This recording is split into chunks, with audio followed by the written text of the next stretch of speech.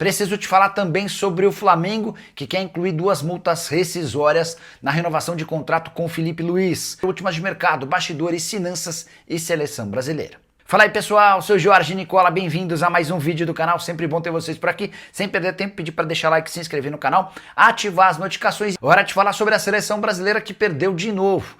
Depois de perder por 1 a 0 para a Bolívia e vencer a Coreia do Sul por 5 a 0, o Brasil foi derrotado na manhã dessa terça-feira pelo Japão de virada 3 a 2. O Brasil chegou a abrir 2 a 0 com gols de Paulo Henrique do Vasco e também de Martinelli, jogador do Arsenal. A virada veio toda no segundo tempo com 2 falhas do zagueiro Fabrício Bruno, a primeira delas desastrosa. Ele no segundo lance acaba desviando a bola para dentro do próprio gol. Dá para dizer que o terceiro erro, ou o terceiro gol, nasce de uma infelicidade do Hugo Souza. Daria para imaginar o goleiro do Corinthians fazendo algo melhor. Lembrando que a seleção brasileira não teve seus titulares desde o início da partida. A ideia do Ancelotti foi poupar alguns titulares e ver como outros reservas se sairiam.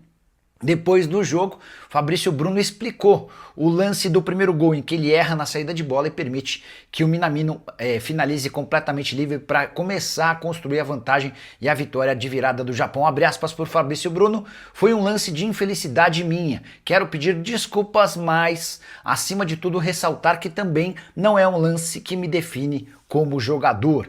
Falei sobre o Fabrício Bruno, que queimou seu filme no jogo de hoje. Dá pra dizer que o Hugo Souza e Joeliton também não saem maiores do que antes dessa partida. Tenho certeza que todas essas avaliações estão sendo feitas por Carlo Ancelotti e companhia. Seleção que volta a jogar na data FIFA do mês de novembro contra 2 seleções africanas em amistosos na Europa. Hora de falar sobre o Flamengo, que ainda não conseguiu um acordo com Filipe Luís, e dá pra dizer que a questão salarial não é o único empecilho.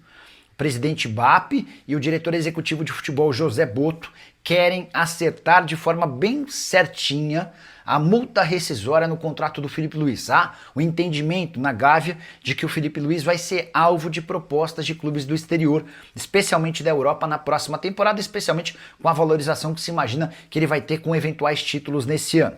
Diante disso, com o contrato acabando em 31 de dezembro, o Flamengo pretende fechar o mais rápido possível a renovação até dezembro de 26, prorrogável até dezembro de 27, nos seguintes termos: criação de 2 multas. A primeira, uma multa um pouco menor, prevendo a saída do Filipe Luís no fim da temporada que vem para o futebol europeu. Mas essa não é a tendência.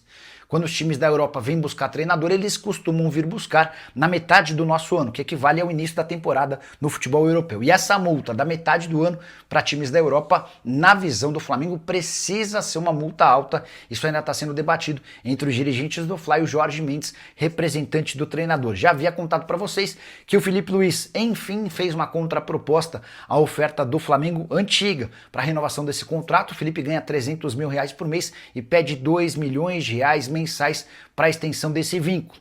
Na teoria, uma pedida alta, na prática, diante da realidade de salários de técnicos de outros clubes grandes, acho que dá para entender. O Abel Ferreira, por exemplo, ganha R$3 milhões por mês no Palmeiras. Dorival Júnior ganha R$2 milhões por mês no Corinthians.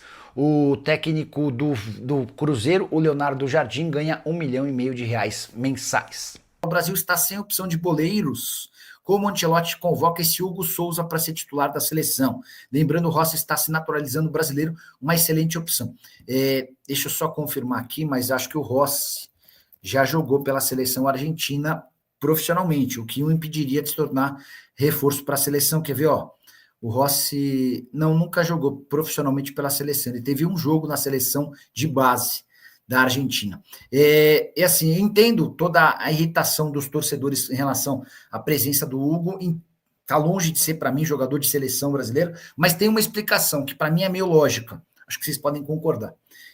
A seleção brasileira, por exemplo, caiu na última Copa do Mundo para a Croácia nos pênaltis, e o Alisson não acertou nenhum canto em nenhum dos lances, nenhuma das batidas. A gente ficou com a clara impressão de que podia bater pênalti até hoje, o Brasil não passaria, tudo por conta do goleiro, que é muito decisivo em cobrança de pênaltis.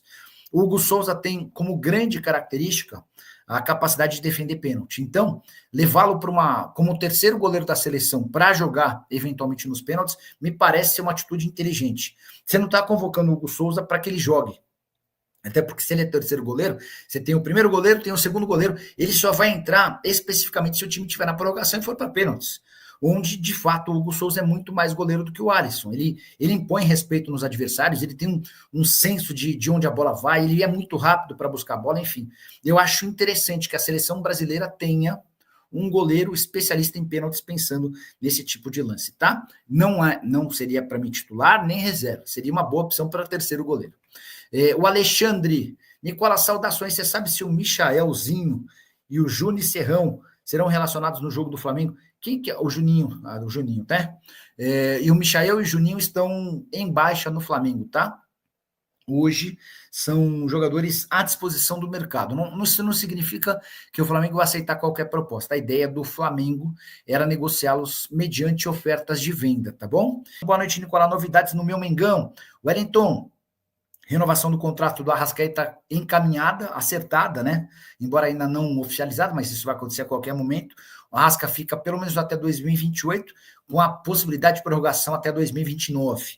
No novo contrato, ele passa a ganhar na casa dos R$2 milhões por mês.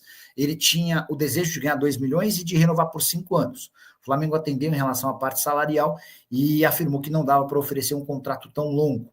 Em relação a Felipe Luiz, são dois os problemas. O salário, o Felipe quer R$2 milhões mensais para renovar, hoje ele ganha 300 mil, e o Flamengo exige multas. O Flamengo tem muita preocupação de que o Felipe Luiz tenha ofertas de times da Europa ao longo do ano que vem. E perder um treinador no meio da temporada é sempre muito ruim. Até por isso, o Flamengo quer colocar uma multa bem alta para inibir, para coibir, para diminuir o risco de perder o Felipe Luiz.